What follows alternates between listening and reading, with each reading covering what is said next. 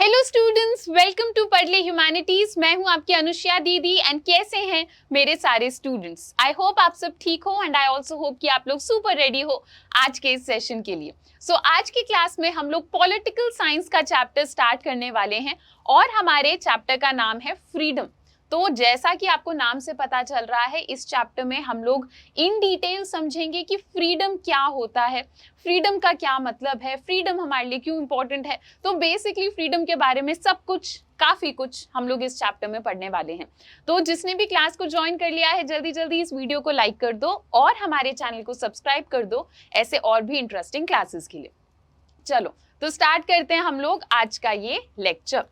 ठीक है, तो अगर हम अपने ह्यूमन हिस्ट्री के बारे में बात करें तो आप लोगों ने हिस्ट्री भी पढ़ी है मेरे साथ, है ना। तो और 9th-10th मतलब छोटे क्लासेस में भी हम लोग हिस्ट्री पढ़कर ही आ रहे हैं, है ना। तो जब हम अपने हिस्ट्री को देखते हैं तो हमें अलग अलग एग्जाम्पल्स देखने को मिलते हैं जहां पे ह्यूमंस ने एक दूसरे को डोमिनेट करा, है ना। जैसे मेजॉरिटी रिलीजन के लोग माइनॉरिटी रिलीजन को परेशान करते हैं, मेजॉरिटी कम्युनिटी के लोग माइनॉरिटी लोगों को परेशान करते हैं। तो हमने बहुत सारे ऐसे एग्जाम्पल्स देखे हैं जहां इंसान एक दूसरे को डोमिनेट करने की कोशिश करते हैं या फिर एनस्लेव करने की, बंधी बनाने की कोशिश करते हैं। ठीक है, हमने देखा है कि स्लेवरी सिस्टम तो यूरोप में भी चलता था, काफी एरियाज में चलता था, एक्सप्लॉइट करते थे हम एक दूसरे को। तो ये सारी चीजें हम लोग हिस्ट्री में देखते हुए आ रहे हैं। और हमने हिस्ट्री में और भी एक चीज देखी है, हमने हीरोइक एग्जाम्पल्स देखे हैं जहाँ पे अलग अलग हमारे लीडर्स संघर्ष करते हैं, मेहनत करते हैं और अपने हक के लिए लड़ते हैं, है ना। दोनों टाइप की सिचुएशंस हमने अपने हिस्ट्री में देख रखे हैं।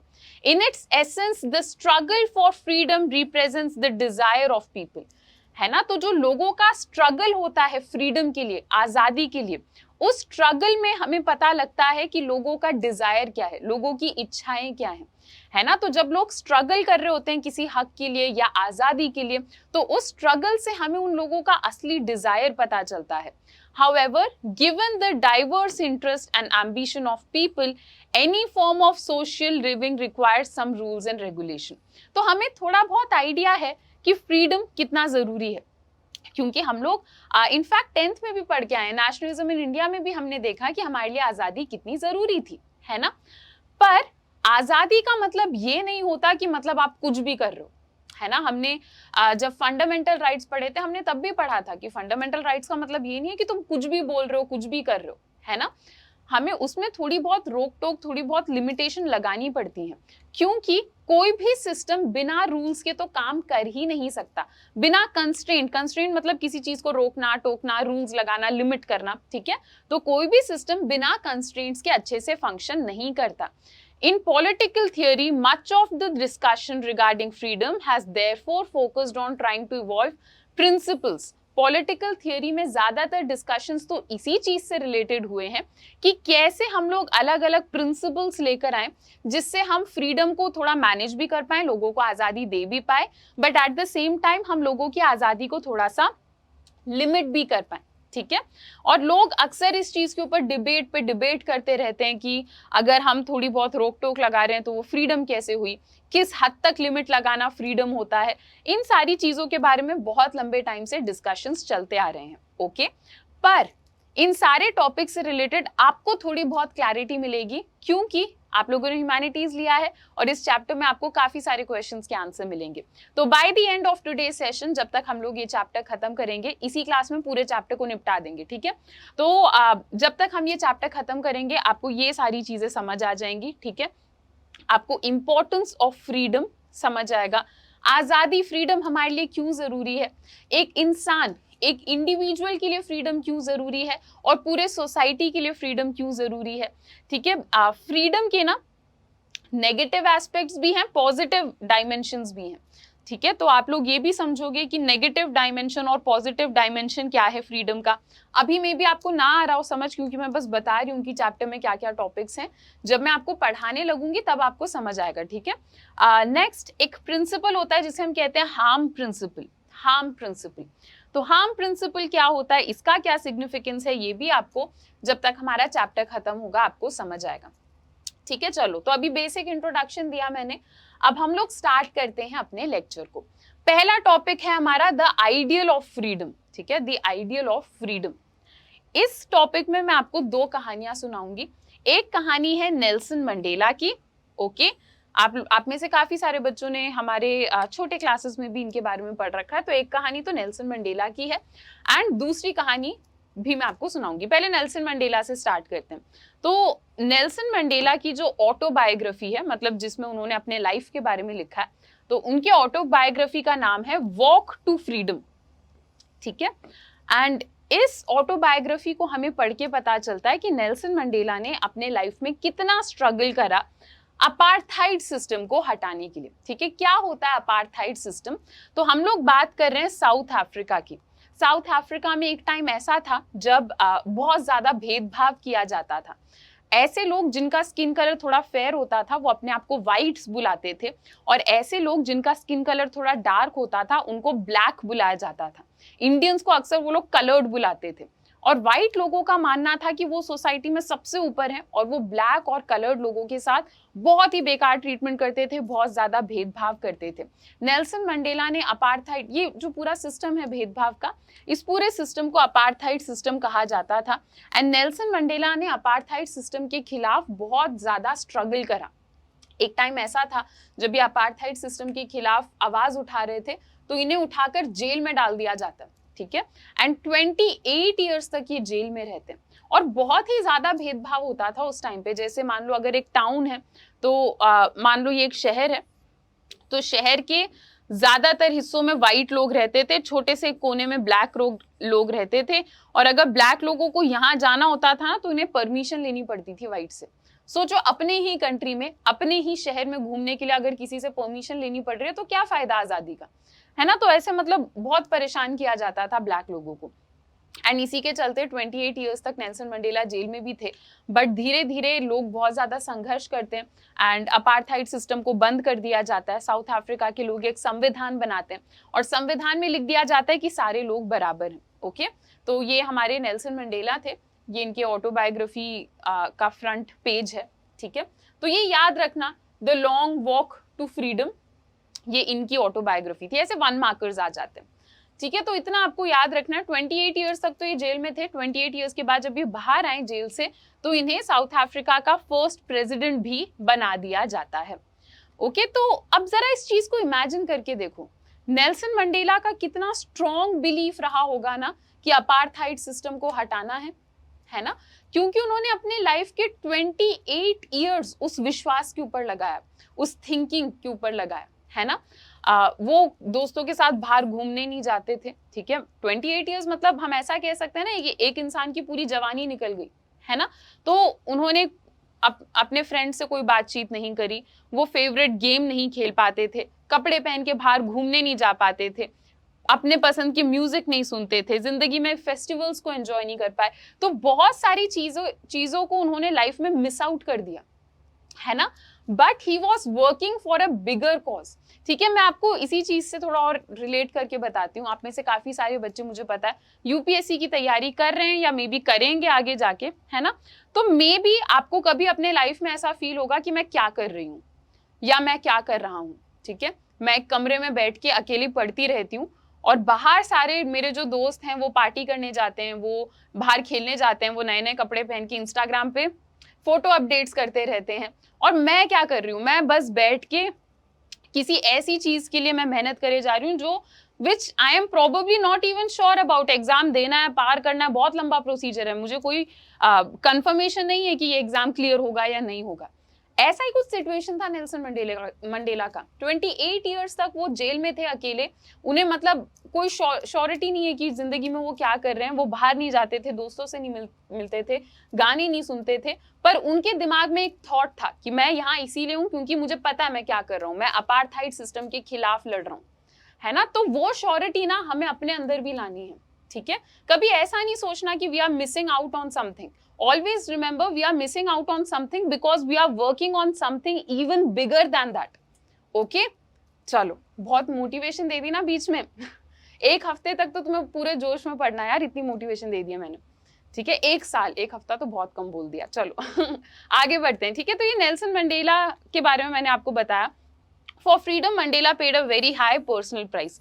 तो आजादी के लिए नेल्सन मंडेला ने एक बहुत ही पर्सनल प्राइस चुकाया, है ना। पर्सनल प्राइस क्या था, अपनी जिंदगी के 28 ईयर्स नेल्सन मंडेला ने लगाए आजादी के लिए, अपार्थाइड सिस्टम से बचने के लिए। ये नेल्सन मंडेला की कहानी थी। दूसरी कहानी उठाते हैं, ठीक है। तो क्लास 10th में पढ़ा है ना गांधी जी के बारे में बहुत कुछ। हमारे चैप्टर का नाम था नेशनलिज्म इन इंडिया, उसमें गांधी जी के बारे में आपने काफी कुछ पढ़ा है। एंड हमने ये भी पढ़ा है कि कैसे गांधी जी वायलेंस पसंद नहीं करते थे, नॉन वायलेंस को प्रमोट करते थे। याद है, non cooperation, civil disobedience movement, जब भी वायलेंस होता था गांधी जी मूवमेंट बंद करा देते थे। तो गांधी जी के नॉन वायलेंस वाले मूवमेंट से ऑल ओवर द वर्ल्ड अलग अलग लोग इंस्पायर हुए। उन्हीं में से एक थी ऑन्ग सैन सू की, ठीक है। तो ये एक वुमेन थी, अभी पढ़ेंगे इनके बारे में। ये म्यांमार से थी, ठीक है। और म्यांमार में काफी सालों तक ये हाउस अरेस्ट में रही, ठीक है। म्यांमार में एक ऐसा टाइम था जब मिलिट्री वहां पे टेक ओवर कर रही थी एंड जबरदस्ती लोगों को परेशान करके रूल कर रही थी। उनके खिलाफ वॉइस रेस करते टाइम ऑन्ग सैन सू की को हाउस अरेस्ट में डाल दिया जाता, ठीक है। और ऑन्ग सैन सू की के साथ पता क्या था, वो हाउस अरेस्ट के थ्रू मतलब लोगों को बताने की कोशिश कर रही थी कि देखो मुझे हाउस अरेस्ट में डाल दिया है एंड मेरे पास कोई फ्रीडम नहीं है, अपने ही कंट्री में फालतू में मुझे हाउस अरेस्ट में डाला जा रहा है। एक टाइम ऐसा था जब उनके जो हस्बैंड थे वो इंग्लैंड में थे एंड उनकी हेल्थ कंडीशन बिल्कुल सही नहीं थी, ठीक है। He was dying of cancer, उन्हें कैंसर हो गया था। तो उसकी वजह से उनकी हेल्थ बिगड़ती जा रही थी। पर ऑन्ग सैन सू की उनसे इंग्लैंड मिलने जाती नहीं है, ठीक है। उनके दिमाग में एक ऐसा डर होता है कि अगर मैं इंग्लैंड चली गई अपने हस्बैंड से मिलने के लिए तो ये लोग शायद मुझे वापस अपने देश में आने नहीं देंगे, ठीक है। She would not be able to return. तो ये मतलब उन्हें लगता है कि अभी मेरे लिए हाउस अरेस्ट में रहना ही जरूरी है, म्यांमार में रहना जरूरी है। मैं इंग्लैंड चली गई तो लोग मुझे वापस अपने कंट्री आने नहीं देंगे, फिर मैं आजादी के लिए, फ्रीडम के लिए लड़ नहीं पाऊंगी। Her book of essays bears the title freedom from fear, ठीक है। तो उन्होंने बहुत सारे एसेज लिखे थे एंड एक बुक है जिसमें उनके बहुत सारे एसेज लिखे हैं, उसका टाइटल है फ्रीडम फ्रॉम फियर, ठीक है, डर से आजादी। ओके, तो इस चीज के ऊपर ऑन्ग सैन सू की बहुत ज्यादा बिलीव करती थी। उन्हीं की ही इमेज मैंने यहाँ पे डाल रखी है ताकि आपको थोड़ी क्लैरिटी मिले। एंड एक कोटेशन है जो कि वो कहती थी, मैं रीड कर रही हूँ, आप लोग सुनो। For me real freedom is freedom from fear and unless you can live free from fear you can not live a dignified human life, ठीक है। क्या मतलब है इसका, वो कह रही हैं कि मेरे लिए असली आजादी तो ये है कि मुझे डर से आजादी मिले, ठीक है, कि मुझे डर से आजादी मिले। Unless you can live free from fear, जब तक आप बिना डरे जियोगे नहीं तब तक आप एक प्रॉपर ह्यूमन लाइफ को एंजॉय नहीं कर पाओगे, ठीक है। तो ये इनका मानना था, ठीक है। We must not, her words suggest, be afraid of opinion of other people. इसका मतलब ये नहीं है कि दूसरों के सोच से डरो, ठीक है, या फिर अपनी सोच दूसरों के ऊपर लगाओ, ठीक है। इसका मतलब ये है कि डू नॉट फियर थिंग्स, ठीक है। अगर कुछ गलत हो रहा है तो डरो मत उससे। For Aung San Suu Kyi, living a dignified human life requires us to be able to overcome such fear. Aung San Suu Kyi का क्या कहना है कि एक प्रॉपर ह्यूमन लाइफ जीने के लिए हमें फियर से ऊपर, डर से थोड़ा ऊपर उठना होगा, ठीक है। From these two books we can see power of the ideal of freedom. इन दो बुक से या इन दो लोगों की कहानी सुनने के बाद हमें थोड़ा आइडिया लगता है कि आइडियल ऑफ फ्रीडम क्या है, ठीक है, कि फ्रीडम कैसी होनी चाहिए, फ्रीडम के लिए लोग कितना कुछ कर सकते हैं, इसके बारे में हमें थोड़ा बहुत आइडिया लगता है, ठीक है। तो ये मतलब बस दो कहानियां थी जिससे आपको थोड़ा बहुत बताया जा रहा है कि लोग कितना ज्यादा संघर्ष हमारे हिस्ट्री में कर चुके हैं फ्रीडम के लिए, ओके, अपने ही कंट्री में नहीं बाकी कंट्रीज में भी। चलो अब हम लोग अपने नेक्स्ट टॉपिक को उठाते हैं, which is what is freedom. होता क्या है एग्जैक्टली फ्रीडम, वो समझते हैं।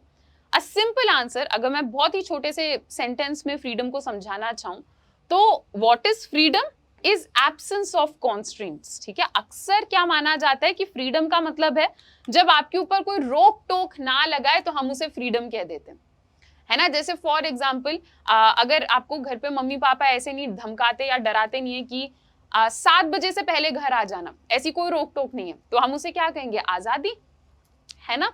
तो ऐसा ही कुछ कॉन्सेप्ट यहाँ लगाया जा रहा है कि बहुत आसान शब्दों में, बहुत सिंपल वर्ड्स में फ्रीडम का मतलब ये होता है कि कॉन्स्ट्रेंट्स नहीं है, कोई रोक टोक आपके ऊपर नहीं लगाई जा रही, ठीक है। Freedom is set to exist when external constraints on individual are absent. हम कहते हैं आजादी एक इंसान को तब मिलती है जब बाहर से कोई रोक टोक, कोई लिमिटेशन उस पर ना लगाए जाए। ठीक है, पर अब इसमें हम पढ़ेंगे कि अगर हम बिल्कुल ही रोक टोक हटा देते हैं तब तो सोसाइटी फंक्शन नहीं कर पाएगी ना, है ना। तो अगर मैं सारे ही लोगों को बहुत ज्यादा आजादी दे दूं तो ऐसा भी तो हो सकता है कोई जाके किसी का मर्डर करके कह दे कि मेरे पास तो फ्रीडम है इसीलिए कर दिया, है ना। तो बिना रोक टोक के, बिना किसी रूल के कोई भी सिस्टम काम नहीं कर पाता। ठीक है, तो एब्सेंस ऑफ कॉन्स्ट्रेंट्स, रोक टोक हटाना, ये सिर्फ एक पोर्शन है फ्रीडम का। ठीक है, फ्रीडम के अलग अलग डायमेंशंस हैं, अलग अलग नजरिए हैं जिसके थ्रू हम फ्रीडम को समझ सकते हैं। तो फ्रीडम को समझने का एक तरीका ये है कि आप ऐसे सोचो कि फ्रीडम इज जब हमारे ऊपर ज्यादा रोक टोक ना लगाई जाए।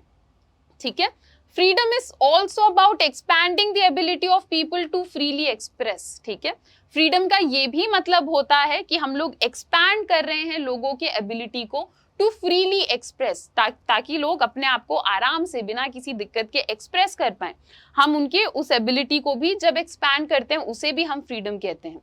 ठीक है, freedom in this sense is the condition in which people can develop their creativity. तो फ्रीडम क्या है? ये एक ऐसा कंडीशन है जहां पे लोग खुद अपने आप को डेवलप कर पाए, अपने क्रिएटिविटी को, अपने हर एक टैलेंट को डेवलप कर पाए। ठीक है, both these aspects of freedom, ये जो दोनों एस्पेक्ट्स हैं, दोनों नजरिए हैं फ्रीडम के, absence of constraint as well as existence of conditions are important. तो फ्रीडम में ये दोनों पॉइंट्स इंपॉर्टेंट है। पॉइंट 1, ज्यादा रोक टोक नहीं होनी चाहिए। पॉइंट 2, आसपास कंडीशन ऐसा होना चाहिए कि एक इंसान अपने आप को डेवलप कर पाए। Okay, no individual living in society can hope to enjoy total absence of any constraint. पर ऐसा कोई भी इंसान नहीं है एक सोसाइटी में जो ये उम्मीद रख पाए कि मेरे ऊपर तो कोई रोक टोक लगे ही ना, मेरे ऊपर तो कोई रूल्स लगाए ही ना जाए। ठीक है, ऐसा सोचना गलत होगा। It becomes necessary to determine which social constraint are justified. ठीक है, तो हमें थोड़ी दिक्कत ये आती है कि हम किस टाइप से रूल्स बनाएं किसी को रोकने में या किसी को टोकने के लिए। ठीक है, तो किस टाइप के कंस्ट्रेंट्स लगाने चाहिए, क्योंकि ज्यादा कंस्ट्रेंट्स लगाएंगे तो फिर वो इंसान कह देगा मेरे पास आजादी ही नहीं है। पर अगर बिल्कुल कंस्ट्रेंट्स नहीं लगाएंगे तो उस इंसान को लगेगा मेरे पास कुछ ज्यादा ही आजादी आ गई है ना। तो ये जो कंस्ट्रेंट्स हम लगा रहे हैं सोसाइटी में, ये किस टाइप के होने चाहिए, ये सोचने में हमें थोड़ी बहुत दिक्कत आती है। To understand which social constraints are necessary, discussion on freedom need to look at core relationship. ये समझने के लिए कि किस टाइप के constraints, किस टाइप के रूल्स जरूरी हैं, हमें क्या करना चाहिए, हमें इंडिविजुअल और सोसाइटी के बीच का रिलेशनशिप देखना चाहिए। ठीक है, एक इंसान किस टाइप की सोसाइटी में रह रहा है, हमें ये समझना चाहिए। ठीक है, अगर हम ये जानने की कोशिश कर रहे हैं कि किस टाइप के कंस्ट्रेंट्स लोगों के ऊपर लगाने चाहिए। ठीक है, that is we need to examine relationship between individual and society. बहुत ही आसान शब्दों में यहां तक आपको ये बताया जा रहा है कि अगर आप ये समझना चाहते हो कि किस टाइप के कंस्ट्रेंट्स लगाएं लोगों के ऊपर, तो आपको इंडिविजुअल और सोसाइटी के बीच का जो रिलेशनशिप होता है वो समझना चाहिए। ठीक है, we would need to see which feature of society allow individual the freedom to choose, decide or act। ठीक है, हमें ये देखना पड़ेगा कि सोसाइटी का ऐसा कौन सा फीचर है जिससे लोगों के पास ये आज़ादी आती है कि वो चूज कर पाएं कि हम कैसे डिसाइड करें, कैसे एक्ट करें, क्या हमें करना चाहिए, क्या हमें नहीं करना चाहिए। ठीक है, further we need to see if principles which we use to differentiate necessary from unnecessary constraints also apply to relationship between individual and groups and nation। इसके अलावा हमें ये भी देखना चाहिए कि relationship between group of people कैसा है, रिलेशनशिप बिटवीन नेशन कैसा है, रिलेशनशिप बिटवीन अदर इंडिविजुअल्स कैसे हैं। जब हम सारे रिलेशनशिप्स को अच्छे से समझेंगे तभी हम प्रॉपर कंस्ट्रेंट्स को देख पाएंगे। ठीक है, thus far we have defined freedom as the absence of constraint। ठीक है, तो अभी तक हम लोगों ने क्या समझा है कि फ्रीडम का क्या मतलब है कि ज्यादा कंस्ट्रेंट्स नहीं होने चाहिए। पर हमने ये भी समझ लिया कि बिल्कुल कंस्ट्रेंट हटा दोगे तो भी फ्रीडम अच्छे से काम नहीं करेगा, थोड़े बहुत हमें कंस्ट्रेंट्स लगाने होंगे। To put it in another way, freedom also has a positive dimension. ठीक है, तो अभी हम थोड़ा उस एंगल में जाएंगे कि जो फ्रीडम है उसका एक पॉजिटिव डायमेंशन होता है और उसका एक नेगेटिव डायमेंशन भी होता है। ठीक है, to be free a society must widen the area in which individuals will be able to charter their own destiny. ठीक है, अगर आप चाहते हो कि एक कंट्री में फ्रीडम बढ़ जाए तो क्या करना होगा, उस कंट्री को अपने थोड़े होराइजन्स को वाइडन करना होगा। आप उस कंट्री के लोगों को ज्यादा अपॉर्चुनिटी दो ग्रो करने की। ठीक है, तो फ्रीडम का एक और मतलब क्या है कि जो कंट्री है या जो गवर्नमेंट है वो वहां के इंडिविजुअल को फुल डेवलपमेंट करने की छूट दे रही है कि अगर तुम तरक्की करना चाहते हो, अगर तुम डेवलपमेंट करना चाहते हो तो तुम्हें इस कंट्री में ऐसा बिल्कुल नहीं लगेगा कि कोई तुम्हें रोक रहा है या टोक रहा है। तुम्हारे पास पूरी छूट है, डेवलपमेंट करो अपना। ठीक है, बी इट इन स्पोर्ट्स, चाहे वो स्पोर्ट्स हो, साइंस हो, आर्ट हो, म्यूजिक हो, जो मर्जी चीज हो, अगर आप अपना डेवलपमेंट करना चाहते हो तो आपको कभी ऐसा नहीं लगना चाहिए कि मैं अपने लिए कुछ अच्छा करना चाहता हूं या चाहती हूं पर मैं कर नहीं पा रही हूं। ठीक है, A free society is one that enables one to pursue interest with minimum of constraint. तो हम एक फ्री सोसाइटी किसको कह सकते हैं? एक ऐसी सोसाइटी जो आपको छूट दे रही है कि हाँ आप अपने इंटरेस्ट के पीछे भागो, हम आपको परेशान नहीं करेंगे, हम आपके ऊपर रोक टोक नहीं लगाएंगे। ठीक है, तो एक तो फ्रीडम का मतलब ये है कि मैं जिस कंट्री में हूँ वहां पे मैं अपना ग्रोथ कर पा रही हूँ और कोई मुझे रोकने या टोकने नहीं आ रहा। ठीक है, जैसे अगर मैं आपको एक एग्जांपल दूं, मेरे लिए ग्रोथ क्या होगा कि मैं इंडिया में ज्यादा से ज्यादा बच्चों तक पहुंच पाऊं और उन्हें ज्यादा अच्छे तरीके से पढ़ा पाऊं। ठीक है, अगर कल को गवर्नमेंट मुझे इस चीज से रोकने लगे कि नहीं नहीं आप नहीं पढ़ा सकते, तो मैं मानूंगी कि ये मेरे फ्रीडम के खिलाफ है ना। तो एक फ्री सोसाइटी क्या है, जहां पे आप अपने ग्रोथ के ऊपर फोकस कर पाओ और गवर्नमेंट आपके ऊपर मिनिमम रूल्स लगाए। ठीक है, उसे हम फ्रीडम कहते हैं। पर अब देखो, फ्रीडम का मतलब ये भी नहीं होगा कि मुझे लग रहा है कि ज्यादा से ज्यादा लोगों को पढ़ाना है तो मैं ऐसा भी नहीं कर सकती कि मैं मेन रोड के बीच में जाके बैठ गई और मैंने 100 बच्चों को अपने आसपास बिठा लिया, ट्रैफिक जाम लगवा लिया हर जगह और मैं फिर पढ़ा रही हूँ। ठीक है, वो फ्रीडम नहीं होगा। तो अब आप समझ रहे हो कि फ्रीडम में थोड़े बहुत रूल्स भी आ जाते हैं पर हमें थोड़ी बहुत आजादी भी देनी पड़ती है। ओके, चलो, the sources of constraints, next topic है हमारा the sources of constraint. Restriction on freedom of individual में come from domination and external control. लोगों के ऊपर रिस्ट्रिक्शंस आते कैसे? ठीक है, लोगों के ऊपर लोगों को ऐसा कैसे फील होता है कि हमारे पास आजादी नहीं है? डोमिनेशन की वजह से, जब दूसरे कम्युनिटी के लोग आपको धमकाएं कि ऐसा मत कर, वो मत कर।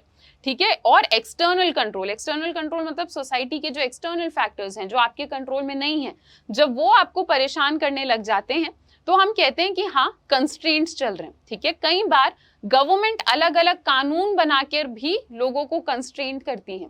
ठीक है, जैसे फॉर एग्जाम्पल श्रीलंका के बारे में हमने पढ़ा है छोटी क्लासेस में। श्रीलंका में एक ऐसा टाइम था जब सिन्हली भाषा जो लोग बोलते थे और जो तमिल भाषा बोलते थे श्रीलंका में, उनकी आपस में बिल्कुल बनती नहीं थी, है ना। तो वहां की गवर्नमेंट जानबूझ के ऐसे कानून बनाती थी जिसके थ्रू वो तमिल स्पीकिंग लोगों को परेशान करती थी। ठीक है, तो ऐसे में क्या है, कई बार कानून के थ्रू भी लोगों को फील होता है कि गवर्नमेंट हमें रोक रही है, टोक रही है, हमारे ऊपर लिमिट्स लगा रही है। ठीक है, तो ऐसा ही कुछ था साउथ अफ्रीका में भी। साउथ अफ्रीका में भी लोग कानून बना रहे थे जानबूझ के ब्लैक्स को परेशान करने के लिए। तो कई बार गवर्नमेंट के थ्रू, कानून के थ्रू भी हमें लगता है कि हमारे ऊपर रोक टोक लगाई जा रही है। ठीक है, that is why democratic government is considered to be an important factor. ठीक है, इसीलिए हम कहते हैं कि अगर आपको फ्रीडम चाहिए ना तो डेमोक्रेसी का होना बहुत जरूरी है, क्योंकि डेमोक्रेसी में ऐसे होने के चांसेस कम हो जाते हैं कि गवर्नमेंट ऐसे कानून बना रही है जिसके थ्रू वो आपको परेशान करे। Okay, constraints on freedom can also result from social inequality.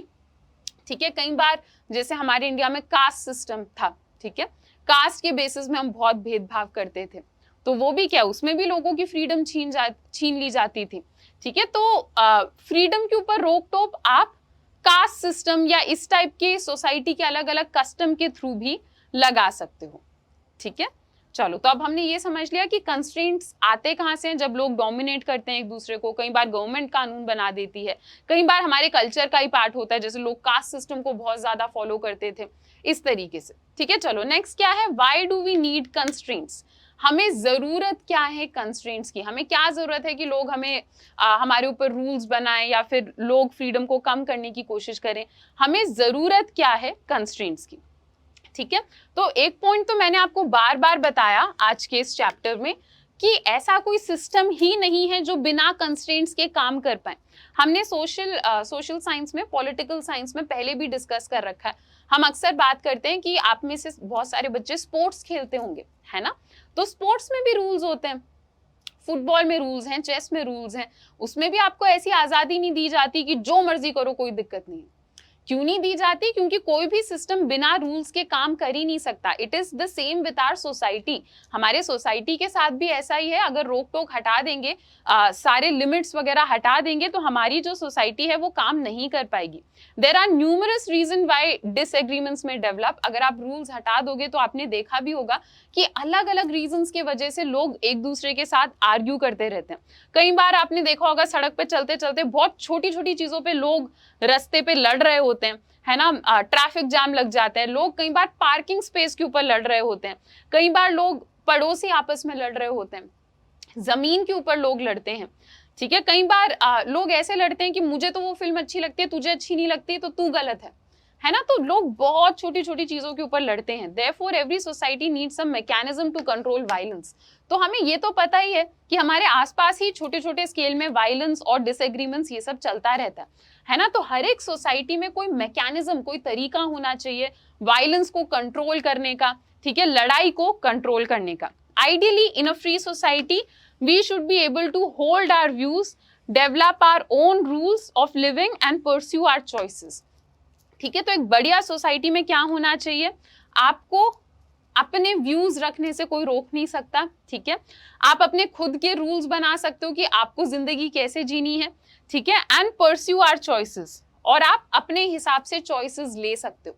ठीक है, आइडियली एक सोसाइटी ऐसे होनी चाहिए। ठीक है, पर सोसाइटी में भी कंस्ट्रेंट्स होना बहुत ज्यादा जरूरी है। ठीक है, अच्छा, कभी कभी पता है क्या होता है, हमारे चैप्टर में भी समझा रखा है, कभी कभी हमें ऐसा लगता है कि हमारा बिलीफ पता है कब स्ट्रांग होगा? जब हम दूसरों से लड़ने लगे अपने बिलीफ के लिए। ठीक है, जैसे मान लो फॉर एग्जाम्पल कोई एक इंसान है, वो हिंदू है। ठीक है, तो उस इंसान को हिंदुइज्म के सारे कल्चर के ऊपर, सारे कस्टम्स के ऊपर बहुत ज्यादा विश्वास है। ठीक है, तो कई बार लोगों को लगने लग जाता है कि मैं असली हिंदू तो तब बनूंगा जब मैं बाकी लोगों से लड़ने लगूंगा कि मेरा ही कल्चर, मेरा ही रिलीजन बेस्ट है, तुम लोग गलत हो। कई बार लोगों को लगता है कि स्ट्रॉन्ग बिलीफ होने का ये मतलब है कि मैं बाकी सबको गलत बोलूं। ये चीज गलत है। ठीक है, ये विचार रखना गलत है। ठीक है, मैं आपको मतलब बहुत क्लियरली बता रही हूँ, हमारे चैप्टर में भी है, एंड इट इज समथिंग जो कि आपको लाइफ में हेल्प करेगा। ठीक है, वी आर ऑल यूनिक, हम सारे अलग अलग टाइप के लोग हैं। ठीक है, इनफैक्ट अगर आप अपने खुद के फैमिली में देखो, अगर आपके भाई बहन हैं, तो आपके भाई बहन और आप सेम घर में, सेम सिचुएशंस में आप लोग ग्रो कर रहे हो, पर आपका भाई या बहन कंप्लीटली अलग होगा और आपकी पर्सनालिटी कंप्लीटली अलग होगी, है ना, तो हम सब लोग अलग होते हैं। ठीक है, हर इंसान यूनिक होता है, एंड इट इज फाइन। ठीक है, ऐसा सोचना कि आप ही सही हो और बाकी जो भी आपसे अलग हैं वो गलत है, that will be your downfall. ठीक है, जब आप ऐसा सोचने लगोगे कि मैं सही हूं और जो लोग मेरे से अलग हैं वो गलत हैं, वो अच्छे लोग ही नहीं हैं, ऐसा सोचोगे तो हमारा काम नहीं बनेगा। We have to accept this. ठीक है, अभी आप क्लास 11th में हो तो अभी से ही समझना स्टार्ट करो कि सारे लोग अलग हैं, एंड इट इज फाइन। अगर कोई आपके बिलीफ्स के ऊपर विश्वास नहीं रखता, अगर किसी और के बिलीफ अलग हैं, तो हाँ बिल्कुल हो सकता है, रिस्पेक्ट दैट। ठीक है, डोंट आर्ग्यू कि नहीं मेरा बिलीफ ये है तो तुम्हारा भी यही होना चाहिए, तुम्हारा बिलीफ खराब है, ऐसा सोचना गलत है। ओके, चलो, तो यही चीज आपको यहाँ पे समझाई जा रही है। जो मैंने थोड़ा इमोशनल होके इतना तुम्हें जीवन का ज्ञान बांट दिया है ना, एग्जाम के बाहर भी तुम्हें ये चीजें काम आएंगी, जो चीजें मैं फ्लो में बोल जाती हूँ क्लासेस में। ठीक है, चलो, worse still we may be confronted with attempts to bully or harass. ठीक है, कई बार लोग हमें बुली करने की कोशिश करते हैं, हमारे सोच विचार को बदलने की कोशिश करते हैं। ठीक है, तो ये सारी चीजें हमारे सोसाइटी में चलती रहती हैं। Okay, under such circumstances we need some legal restricts, ठीक है। तो इस टाइप के सर्कमस्टांसेस में हमें लगता है कि हमें लीगल हेल्प चाहिए। अगर कोई आपको आके बुली कर रहा है, कोई आपको आके परेशान कर रहा है कि तुम गलत हो मैं सही हूं, तो ऐसे में लीगल रूल्स होना बहुत ज्यादा जरूरी है, जिसके थ्रू अगर कोई आपको मारने या परेशान करने, बुली करने आता भी है तो उसे पता रहे कि जो मैं कर रहा हूं वो गलत है, ठीक है, लीगली गलत है। We may want stronger support from law to ensure that my freedom is protected. कई बार लगता है कि ज्यादा कानून होने चाहिए जिसके थ्रू हमारे फ्रीडम को प्रोटेक्ट करा जाए, ठीक है। However, an important question is to identify which constraint on freedom are necessary and justifiable and which are not. पर पता है सबसे बड़ी डिबेट क्या है इस चैप्टर में? सबसे बड़ी मतलब सबसे मेजर क्वेश्चन इस चैप्टर में क्या बनता है कि किस हद तक रिस्ट्रेंट लगाना सही है, किस हद के बाद रिस्ट्रेंट लगाना गलत है। क्योंकि मेन दिक्कत फ्रीडम को समझाने में यही आती है कि कहीं ना कहीं फ्रीडम का एक मतलब होता है कि कोई आपके ऊपर रोक टोक नहीं लगा रहा, कोई आपके ऊपर रिस्ट्रेंट नहीं लगा रहा, है ना।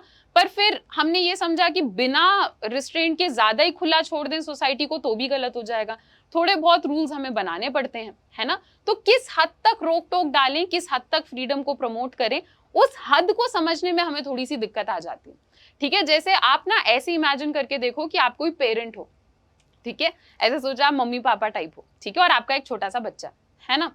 तो आप उस बच्चे को थोड़ी बहुत आजादी भी देना चाहोगे, है ना।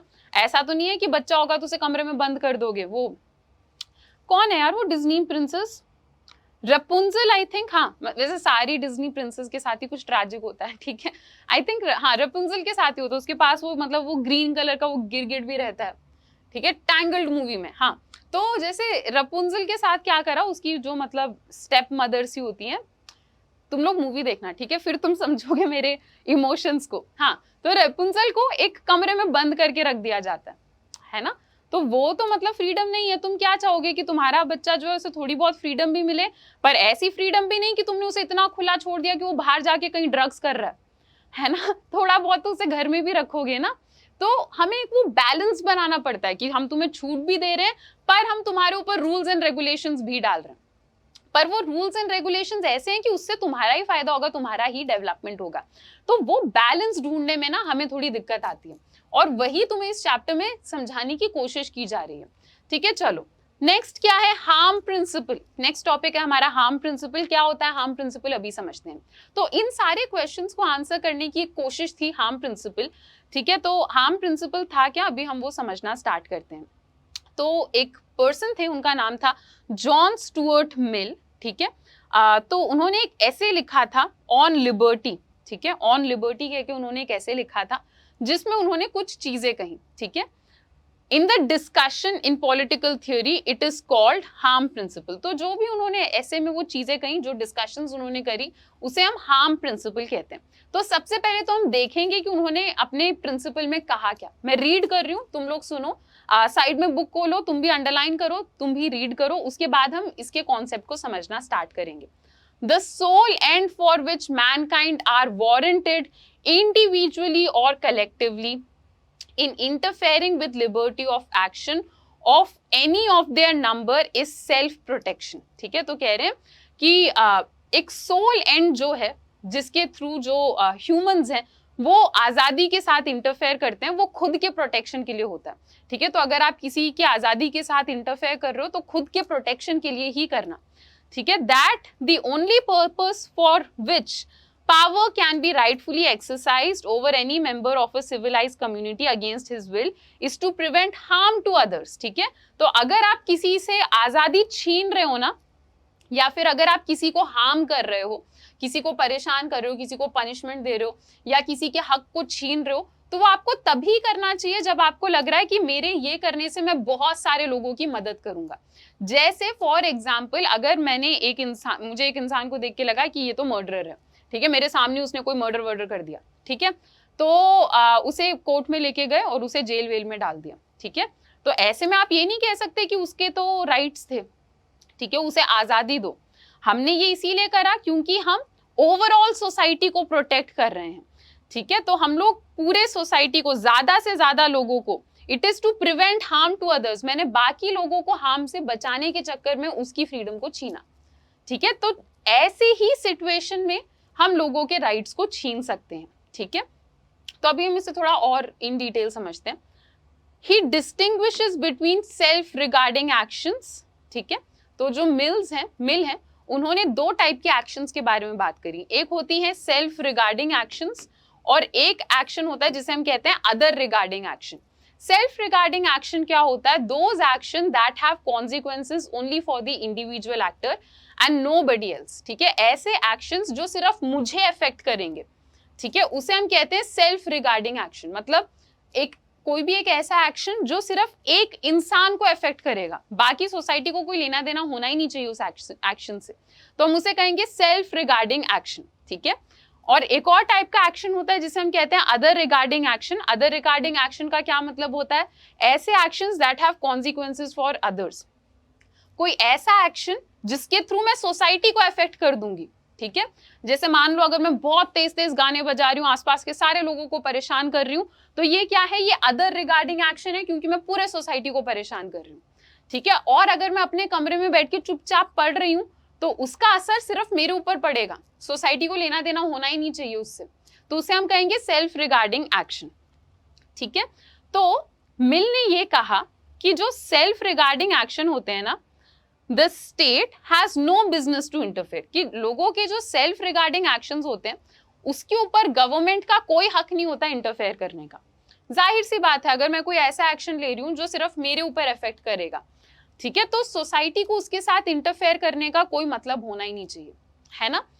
तो हम लोग अक्सर अपने डेली लाइफ में भी बोलते हैं, आप लोगों ने मे बी, ठीक है, अपने मम्मी पापा से लड़ते टाइम कभी बोला हो, that's my business, I do what I like, मुझे जो पसंद है मैं वही करूंगा, how does it concern you, आपको क्या लेना देना, ठीक है, if it does not affect you, ठीक है, आपके ऊपर कोई फर्क नहीं पड़ेगा इससे, ठीक है। तो ये सब हम कहते हैं जब हमारा सेल्फ रिगार्डिंग एक्शन होता है।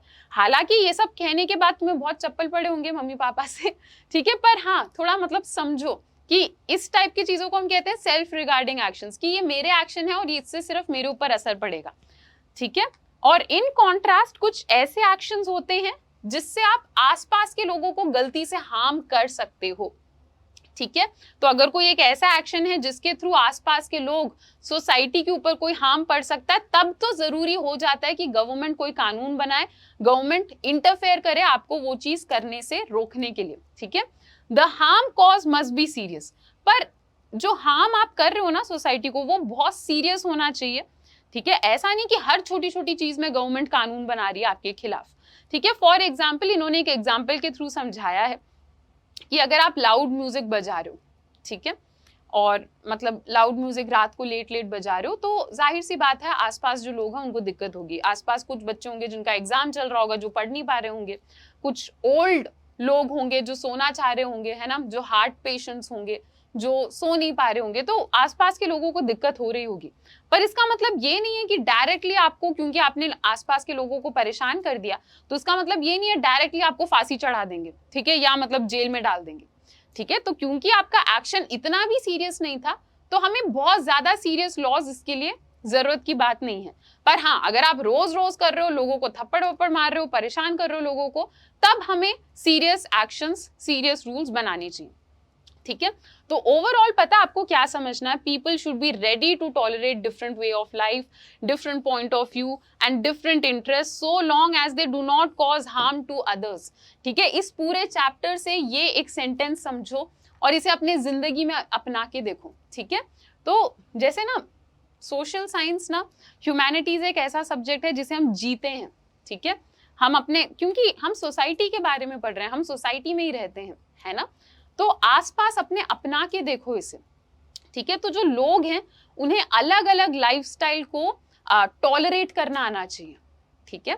तो मैंने अभी आपको बताया ना, सारे लोग अलग होते हैं, तो अगर आपको कोई दोस्त दिखे जिसका लाइफस्टाइल आपसे अलग है, तो उसे टॉलरेट करो, ठीक है। ऐसा नहीं कि तू तो बिल्कुल ही अलग है, निकल जाए यहाँ से, तुम उसे बुली कर रहे हो या परेशान कर रहे हो, that is wrong. Different point of views को टॉलरेट करो, ठीक है। अलग अलग नजरिए को टॉलरेट करना सीखो, ठीक है। डिफरेंट इंटरेस्ट, लोगों के अलग अलग जो इंटरेस्ट होते हैं उसे अप्रिशिएट करना सीखो, ठीक है। वैसे तो यहाँ पे बहुत सीरियस इंटरेस्ट की बात हो रही है, मैं तुम्हें एक एग्जांपल देके बताती हूँ। जैसे मुझे एनीमे बहुत ज्यादा पसंद है, ठीक है, नारुतो, वन पीस, मुझे ये सब बहुत ज्यादा पसंद है। तो मुझे ऐसे भी लोग मिलते हैं जिन्हें एनीमे बिल्कुल नहीं पसंद। आप में से भी हो सकता है, जो बच्चे क्लास देख रहे हैं, आप में से भी कुछ बच्चे होंगे जिन्हें एनीमे बिल्कुल नहीं पसंद होगा, ठीक है। तो मैं ऐसा नहीं सोचती कि तुम्हें एनीमे नहीं पसंद तो मैं तुम्हारा मर्डर कर दूंगी, ठीक है, नहीं। वी कैन अप्रिशिएट, ठीक है, तुम्हें कुछ और पसंद है, बढ़िया है, चिल है, कोई दिक्कत नहीं है, मुझे कुछ और पसंद है, चिल है, ठीक है। तो हमें टॉलरेट करना सीखना है कि लोगों के अलग अलग इंटरेस्ट हो सकते हैं, ठीक है। But such tolerance need not be extended to views and action which में पुट पीपल इन डेंजर। पर कुछ हद तक ही टॉलरेट करना है, ठीक है। इतना भी टॉलरेट मत करना कि तुम्हारे सामने कोई किसी को मर्डर कर रहा है और तुम कह रहे हो कि दीदी ने तो कहा था टॉलरेट करना है लोगों को, तो ये बेचारा मर्डर कर रहा है, अप्रिशिएट कर देते हैं। इतना भी टॉलरेट नहीं करना, ठीक है। कुछ हद तक हमें टॉलरेट करना है, ठीक है। जैसे फॉर एग्जाम्पल हेट कैंपेन्स के बारे में आपको बताया जा रहा है, ठीक है। तो hate campaigns cause serious harm to freedom of others and actions that cause serious harm are actions on which constraints can be imposed, ठीक है। तो कुछ लोग क्या करते हैं, हेट कैंपेन्स रन करते हैं जिसके थ्रू बाकी लोगों के फ्रीडम के ऊपर बहुत हार्म पहुंचता है। अब किसी और के ऊपर हार्म पहुंच रहा है तो हमें लीगल एक्शंस लेने चाहिए, ठीक है।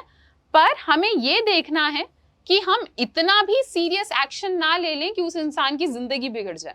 तो अगर कोई हेट कैंपेन कर रहा है तो हम उसे उसके कैंपेन के अकॉर्डिंगली, उसके क्राइम के अकॉर्डिंगली पनिशमेंट देंगे। हम उसे ऐसा नहीं कहेंगे कि हम तुम्हें लाइफ इंप्रिजनमेंट दे रहे हैं, पूरी जिंदगी पड़े रहो जेल में।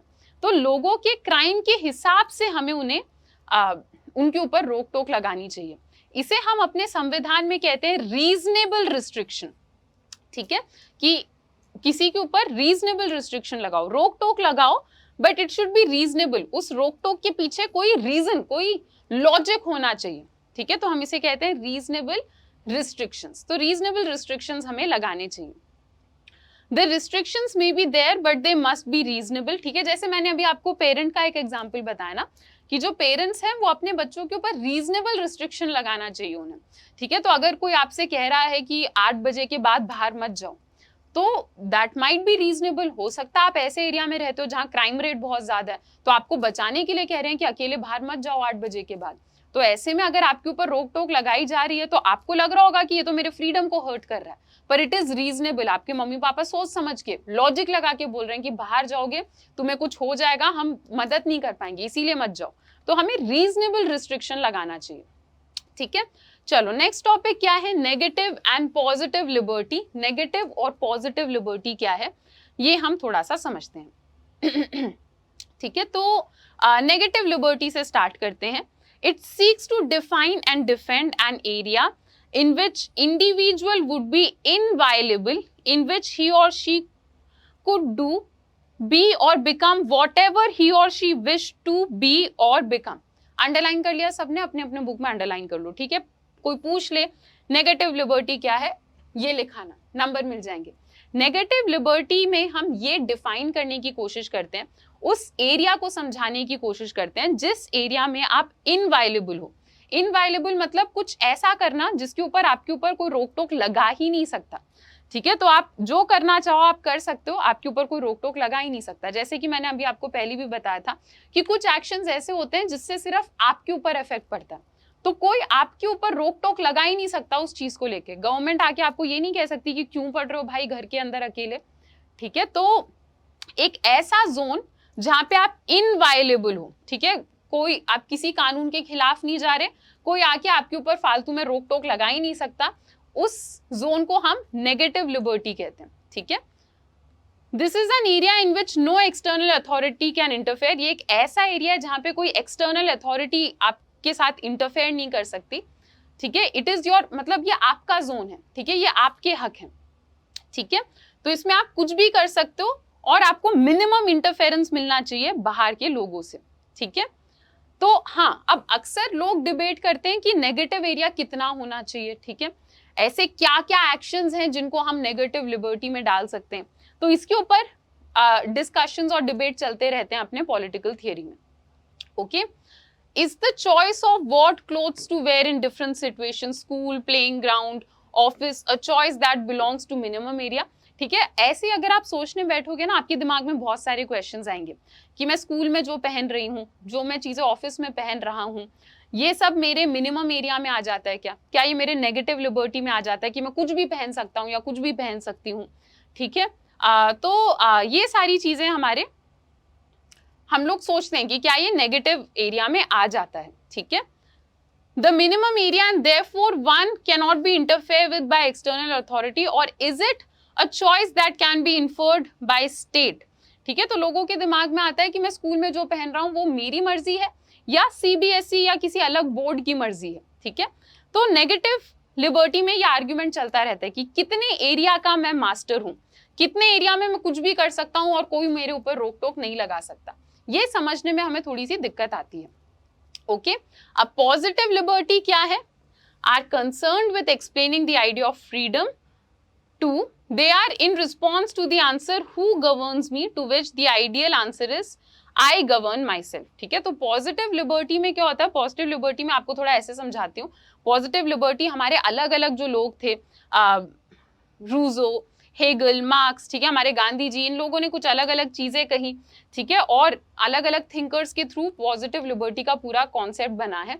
ठीक है, तो इसमें हम क्या करते हैं? इंडिविजुअल और सोसाइटी के बीच का रिलेशनशिप ढूंढते हैं और थोड़ा समझने की कोशिश करते हैं कि एक इंसान को कितनी आजादी दे, और क्योंकि वो सोसाइटी में काम कर रहा है तो उसके ऊपर कितने हम कंस्ट्रेंट्स लगाएं। ठीक है, तो पॉजिटिव लिबर्टी जो है, इसमें हम ये समझने की कोशिश करते हैं कि एक इंसान ना फ्लावर की तरह होता है। ठीक है, फूल की तरह होता है। ठीक है, तो अगर एक फूल को अच्छे से खिलना है, ब्लॉसम होना है, तो हमें क्या करना होगा? हमें आसपास के सराउंडिंग को अच्छा करना होगा, है ना? हमें अच्छा पानी देना होगा, अच्छा मैन्योर देना होगा, अच्छी मिट्टी होनी होगी, तभी वो फ्लावर खिलेगा। तो पॉजिटिव लिबर्टी में हम ये सोचते हैं कि हम सोसाइटी को ऐसे कैसे रूल्स एंड रेगुलेशन बनाए सोसाइटी में कि एक इंसान अच्छे से डेवलप कर पाए। ठीक है, तो मुझे अचानक से एक कोट याद आया। ठीक है, तो मतलब ऐसा कहा भी जाता है कि अगर कोई फूल खिल नहीं रहा तो हम ऐसा तो नहीं करते ना कि हम पौधे को ही जला देते हैं। हम क्या करते हैं? हम मिट्टी बदलते हैं या पानी डालते हैं, हम आसपास के सराउंडिंग को बदलने की कोशिश करते हैं। तो यही कॉन्सेप्ट हमारा पॉजिटिव लिबर्टी में भी काम करता है। ठीक है, the person not be constrained by poverty और अनएम्प्लॉयमेंट, की मतलब जो एक इंडिविजुअल सोसाइटी में रह रहा है वो खुश रहे, उसे कभी ऐसा ना लगे कि बाकी सब के लिए तरक्की करना आसान है, मेरे लिए मुश्किल है क्योंकि मैं गरीब हूं, क्योंकि मैं बेरोजगार हूं। सोसाइटी में कभी ऐसा नहीं लगना चाहिए कि सोसाइटी की वजह से मैं तरक्की नहीं कर पा रही। ठीक है, तो इन सब के साथ हमारे पॉजिटिव लिबर्टी के एस्पेक्ट्स डील करते हैं। ठीक है, कि हर एक इंसान के पास अच्छी अपॉर्चुनिटी होनी चाहिए जो कि उसके लिए जरूरी है, रीजनेबल है, ताकि वो एक गुड लाइफ, एक अच्छी डिसेंट लाइफ को एंजॉय कर पाए। ठीक है, positive liberty recognizes that one can be free only in society and hence tries to make sure society such that it enables development। ठीक है, तो पॉजिटिव लिबर्टी में हमें पता है कि लोग सोसाइटी में ही फ्री रह सकते हैं, तो हमें सोसाइटी इस तरीके से बनानी चाहिए कि लोग अपने आप को डेवलप कर पाए। ठीक है, अब देखो, नेगेटिव लिबर्टी में ऑफ कोर्स हम चाहेंगे कि हमारी नेगेटिव लिबर्टी बढ़ती रहे, है ना? क्या था नेगेटिव लिबर्टी? एक ऐसी स्पेस जिसमें कोई मेरे ऊपर रोक टोक नहीं लगा सकता। तो हर एक इंसान चाहेगा कि उसकी नेगेटिव लिबर्टी बढ़ती रहे, पर हाँ, नेगेटिव लिबर्टी में हमें थोड़ी एक लिमिट लगानी पड़ेगी। एक हद के बाद आपकी नेगेटिव लिबर्टी खत्म हो जाती है। ठीक है, at various time there have been demands to ban books. ठीक है, तो जैसे अक्सर लोगों को लगता है कि कोई भी बुक लिख देना, कोई भी कहानी पब्लिश करना, ये सब नेगेटिव लिबर्टी का पार्ट है। ठीक है, फ्रीडम का एक इंपॉर्टेंट एस्पेक्ट ये भी होता है कि आप अपने आप को एक्सप्रेस कर पाओ, कहानियां लिखो, पोएम लिखो, गाने गाओ, है ना? पर बहुत सारे गवर्नमेंट्स में ऐसा भी होता है कि लोग बुक को बैन कर देते हैं। ठीक है, प्ले या फिल्म को बैन कर देते हैं। ठीक है, अब देखो, क्या ये करना सही है? मैं आपको थोड़ा सा समझाती हूँ। किसी भी चीज को झट से रिजेक्ट करना ना बहुत आसान होता है। ठीक है, कितना टाइम लगता होगा किसी बुक को बैन करने में, है ना? पर बैठ के सोचना कि उस इंसान ने ये बुक किस नजरिए से लिखी। ठीक है, अगर आपको लग रहा है कि वो बुक गलत है तो ऐसा क्यों उस आदमी ने ये लिखा। ठीक है, तो ये सोचने में एफर्ट लगता है। तो आपको लग रहा होगा कि जो भी कुछ गलत दिखे सबको बैन कर दो, यही सबसे बढ़िया सोल्यूशन है, पर लॉन्ग टर्म में ये काम नहीं करेगा। क्या क्या चीजें बैन करोगे? ठीक है, हर एक चीज जो आपसे अलग है आप उसे बैन करते हुए थोड़ी फिरोगे। ठीक है, तो हर एक चीज को भी बैन करना कोई प्रॉपर सोल्यूशन नहीं होता। ठीक है, remember Voltaire statement, I disapprove of what you say but I will defend to death your right to say, ठीक है, अंडरलाइन कर दो।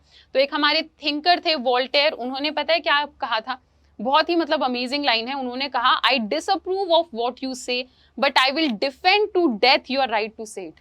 तुम जो कह रहे हो ना, मैं उसे अप्रूव नहीं करता, ठीक है, मतलब मैं कुछ और कह रहा हूं और तुम मेरे से उल्टा कह रहे हो, ठीक है, तुम जो सोच रहे हो वो मेरे से अलग है, मैं अप्रूव नहीं करता तुम जो कह रहे हो, पर तुम जो कुछ भी कह रहे हो तुम्हारा हक है वो कहना, और तुम्हारा वो जो हक है ना, उस हक को डिफेंड करने में I will fight to death, ठीक है, मतलब मैं उस हक के ऊपर विश्वास रखता हूं, भले ही हम दोनों की सोच अलग है, मैं कुछ और कह रही हूं, तुम कुछ और कह रहे हो, ठीक है, I disapprove of what you are saying, but तुम्हारा जो हक है ना कहने का, उस हक की मैं इज्जत करता हूं, उस हक को मैं डिफेंड करूंगा कि गलत कह रहा है इंसान, पर कहना उसका हक है, कहने दो, ठीक है। तो हर एक चीज को बैन करना फ्रीडम ऑफ एक्सप्रेशन के थोड़ा सा खिलाफ हो जाता है।